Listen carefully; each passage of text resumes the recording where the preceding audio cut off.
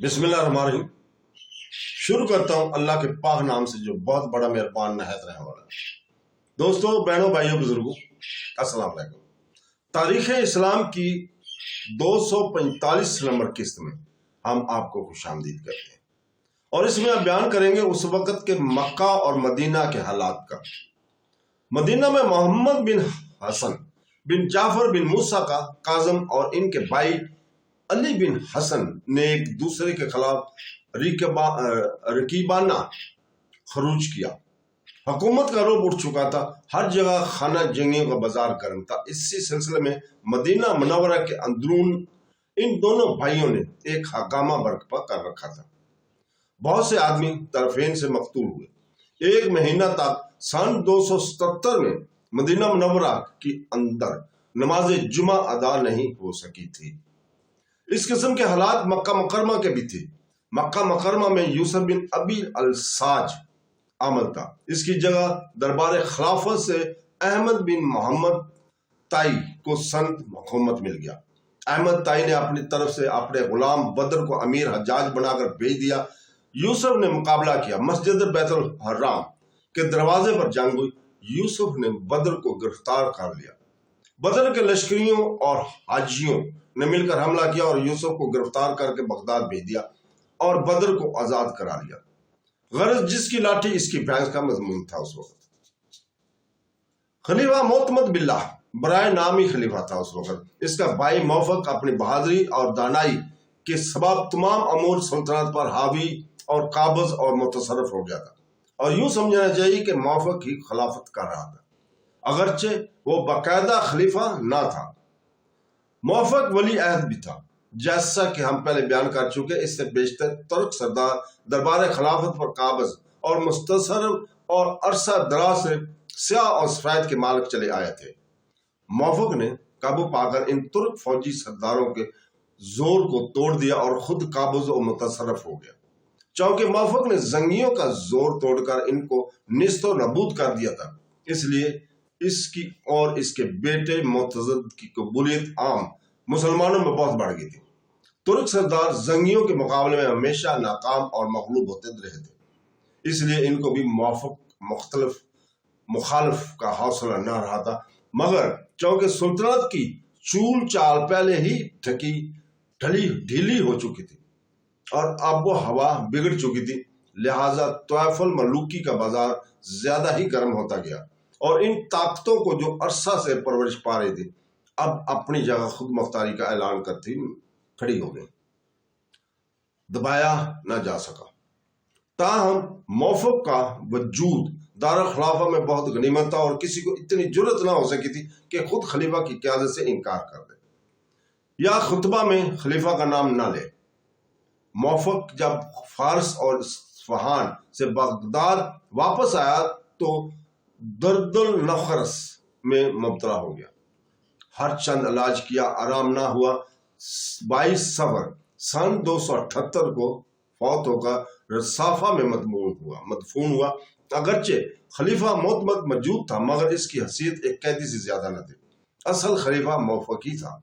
अब मौफक की फौत होने के बाद अराकीन सुल्तानत और सिपहसालार लश्कर ने मुत्तफिक होकर मौफक के बेटे अबुल अब्बास मुतज़द को मौफक की जगह वली अहद बनाया। मुतज़द चूंकि खूब तजर्बाकार और बहादुर शख्स था, लिहाजा वो तमाम अमूर सुल्तानत पर हावी हो गया और खलीफा मुतमद पर फिर अपनी इसी हालत में मजबूर और मुअत्तल रहा। करामता सन 278 में सरजमीन कुहा में एक शख्स हमदान नामी उर्फ करामता ने एक नया मजहब जारी किया। ये एक गाली शिया था। इसका अकीदा था कि इमाम सिर्फ 7 हैं, अव्वल हुसैन, दोम अली ज़ैनुल आबिदीन, सोम बाकर बिन अली, चहारम सादक, पंजम इस्माइल बिन जाफर, शीशम मोहम्मद बिन इस्माइल और हफ्तम अब्बैदुल्लाह बिन मोहम्मद। अपने आप को वो अब्बैदुल्लाह बिन मोहम्मद का नायब कहता था। हालांकि अब्बैदुल्लाह नामी कोई बेटा मोहम्मद बिन इस्माइल का नहीं था। मोहम्मद बिन अल-हफिया बिन अली बिन अबी तालिब को वो रसूल पाक कहा करता था, रसूल कहा करता था। चुनाचे इनमें ना अल्फाज बढ़ाए जाते और ना कम किए थे। बैतुल मुकद्दस को किबला करार दिया था। इन दिन रात में सिर्फ 2 नमाजें रखी थी, यानी 2 रकत कबल तुलू आफ्ताब और 2 रकत बाद गुरूब आफ्ताब। वो कहता था कि बाद सूरतें मोहम्मद बिन अल्फिया पर नाज़िल हुई हैं, जुमा की बजाय दोशंबा के। इनको हफ्ता में वो बाबरकत समझा था और इस दिन कोई ना काम करता था। साल भर में वो रोजे फर्ज समझा था, नींद को हराम और शराब को हलाल कहता था, गुस्ल जनाबत को गैर जरूरी समझता था। बाद जानवरों को इसने हलाल और बाज को हराम करार दिया था। जो शख्स करामता का मुखालफ हुआ, इसका कत्ल करना वाजिब ठहराया था। अपना लक़ब इसने कैम बिल हक रखा था। जंगियों के सरदार गैस और बाबूस से भी इसने अपने इस नए मजहब के मुतालिक गुफ्तगू की थी और इनको अपना हम ख्याल बनाना चाहा था, मगर उन्होंने इस तरफ कोई अल्तजाबात नहीं किया। इनकी बर्बादी के 8 वर्ष के बाद इसने कूफा में अपने अकायद को इशाअत शुरू की और बहुत से लोग इसके मुतकद हुए। ये रंग देकर कूफा के आमल ने इसको गिरफ्तार करके जेल खाने भेज दिया। इत्फाकन जेल खाने के मुहाफिजों ने गफलत की और करामता वहां से निकल भागा। इसका मुतबैन ने यह मशहूर कर दिया कि करामता को जेल खाना आने जाने से नहीं रोक सका। गर्ज रफ्ता रफ्ता इस मजहब का चर्चा दूर दराज तक होने लगा और लोग इसमें शरीक होते गए। आजकल हम अपने जमाने के गोर परस्तों, पीर परस्तों को देख देख कर तअज्जुब करते हैं कि किस तरह वो जाहिल बेनमाज चांडो बाज लोगों को अल्लाह ताला का बरगिज़ा बंदा और वली का अमल समझकर इनके पीछे पीछे फिरते हैं और इनके हर एक हुक्म की तामील को जरूरी समझते हैं। लेकिन मालूम होता है कि इस किस्म के अहमकों की एक जमात हर एक जमाने में मौजूद रहती है।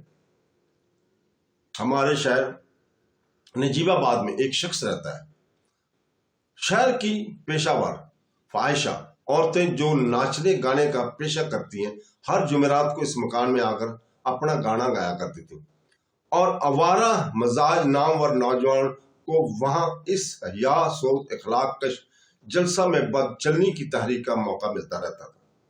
अल्लाह ताला और रसूल पाक सल्लल्लाहु अलैहि वसल्लम की शान में गुस्ताखाना अल्फाज अलानिया जबान से निकालते रहते थे। नमाज और ज़कात को भुला कर जिक्र कहाँ भी नहीं हो सकता। इस शख्स को कसीर तहाद लोगों ने महमूद का मर्तबा दे रखा था। इसकी खिदमत में मोदमाना अपनी हाजात अर्ज करते थे और कीमती तोहफ पेश किया करते थे। लजीज खाने और नायाब चीजें पेश किया करते थे। इन मुतकदीन के जुमरा में बड़े बड़े अहलकार, डॉक्टर, ताजर, तालीम याफ्ता लोग भी शामिल थे। हर चंद कोशिश की गई कि कोई ऐसी बात मालूम हो जिसके इस अकीदत का सबब करार दिया जा सके, मगर कोई बात साबित ना हो सके। लिहाजा मजबूरन तस्लीम करना पड़ा कि इंसानों में कुछ तादाद अल्लाह ताला ऐसी भी पैदा कर देता है कि आंखें रखते हुए नाबीनी की शिदा और दिमाग होते हुए तही सगजी पर मफतून होते हैं। यही लोग जो आजकल भी हर जगह मौजूद नजर आते हैं और यही लोग थे जिन्होंने करता के नौ इजाद मजहब को कबूल किया और इन लोगों की मौजूदगी ने हमेशा स्याह कलम लोगों को अपनी दुकानदारियां चलाने की जुर्रत दिलाई और दीन इस्लाम के मुकाबला में हमेशा मुश्किलात पैदा करके सच्चे मुसलमानों के लिए जहाद सैफी और आसानी का मौका बहम पहुंचाया। लिहाजा इन लोगों के वजूद की भी हिकमत अलाही के खिलाफ हरगिज़ नहीं समझना चाहिए। अगर ये लोग ना होते तो सच्चे मोमिनों को वो मुरातब किस तरह मैसर होते जो इनके खिलाफ कोशिश करने से इनके मैसर हुए। अगर नफ्स हमारा और शैतान रजीम ना होता तो अतात इलाही पर अजर कैसे मुरतब होता। जैसा कि हम पहले बयान कर चुके कि मौफी की वफात के बाद मुक़द्दस को वली अहद बनाया गया था, लेकिन ये वली अहदी जाफर बिन मुतमद के बाद थी। जाफर बिन मुतमद वली अहद अव्वल और मुतज़द वली अहद दोम था। جیسا کہ اس کے باپ موفق بھی ولی عہد دوم تھا، لیکن سن 279 ہجری میں معتمد نے معتضد کے اقتدار اور اثر سے مرعوب ہو کر بجائے اپنے بیٹے جعفر کے معتضد اپنے بھتیجوں کو ولی عہدی میں مقدم کر دیا اور اس مضمون کا فرمان ممالک مرحوسہ میں عاملوں کے نام جاری کر دیا: میرے بعد معتمد تخت خلافت پر بیٹھے گا۔ خلیفہ معتضد کے عہد خلافت کے حالات پریشان میں ابھی تک رومیوں کا ذکر نہیں آیا۔ سن 257 میں میخال بن روفیل قیصر قسطنطنیہ کو اس کے ایک رشتہ دار نے جو سکمی کے نام سے مشہور تھا قتل کر کے خود تخت پہ سلطنت پر جلوہ گر ہوا۔ سن 259 میں رومیوں نے مطلطیہ پر فوج کشی کی مگر شکست کھا کر واپس گئے۔ سن 263 میں رومیوں نے قلعہ کراکرا متصل طرطوس کو مسلمانوں سے چھین لیا۔ سن 264 عیسوی میں عبداللہ رشید بن قوس نے 40,000 سرحدی شامی فوجوں کے ساتھ بلاد روم پر چڑھائی کی۔ اول فتح ہوئی مگر بعد میں عبداللہ بن رشید گرفتار ہو کر قسطنطنیہ پہنچا۔ سن 265 میں رومیوں نے عام اضفا پر حملہ کیا، 400 مسلمان شہید اور 400 گرفتار ہوئے۔ اسی سال قیصر روم نے عبداللہ بن رشید کو ماہ چند جلد قرآن پاک کے احمد بن تاتون کے پاس بطور ہدیہ روانہ کیا۔ سن 266 ہجری میں جزیہ سفیلیہ کے متصل رومیوں اور مسلمانوں کی جنگی بیڑوں میں لڑائی ہوئی۔ مسلمانوں کو شکست ہوئی اور ان کی کئی جنگی کشتیاں رومیوں نے گرفتار کر لی۔ باقی ماندہ نے ساحل سکلیہ میں جا کر قیام کیا۔ احمد بن تاتون کے نائب شام نے اسی بلاد روم پر ایک کامیاب حملہ کر کے بہت سا سامان غنیمت حاصل کیا۔ سن 270 میں رومیوں نے 1,00,000 فوج کے ساتھ مقام کلیمیا پر جو طرطوس سے 6 میل کے فاصلے پر تھا حملہ کیا۔ مازیار والی طرطوس کے رومیوں پر شب خون مارا، 70,000 رومی مقتول ہوئے۔ خلیفہ معتمد علی اللہ بن متوکل علی اللہ نے 20 رجب سن 279 میں وفات پائی، سامرا میں مدفون ہوا۔ معتصم باللہ ہارون رشید کے وقت سے خلیفہ عباسیہ کا دارالخلافہ سامرا چلا آتا تھا۔ معتمد علی نے سامرا کو چھوڑ کر بغداد میں رہنا اختیار کیا۔ معتمد کے زمانے میں دولت و حکومت کی قوتیں بالکل کمزور ہو چکی تھیں۔ امرائے سلطنت میں جیسا کہ ایسی حالت میں ہونا چاہیے تھا، نا اتفاقی، عداوت اور ایک دوسرے کی مخالفت خوب زوروں پر تھی۔ تو دوستو، اس کے ساتھ ہی ہم آج آپ سے اجازت چاہتے ہیں، کل تک کے لیے۔ کل انشاءاللہ تعالی ہم اس سے اگلی قسط آپ کے سامنے لے کر آئیں گے۔ کل تک کے لیے اجازت، اللہ حافظ۔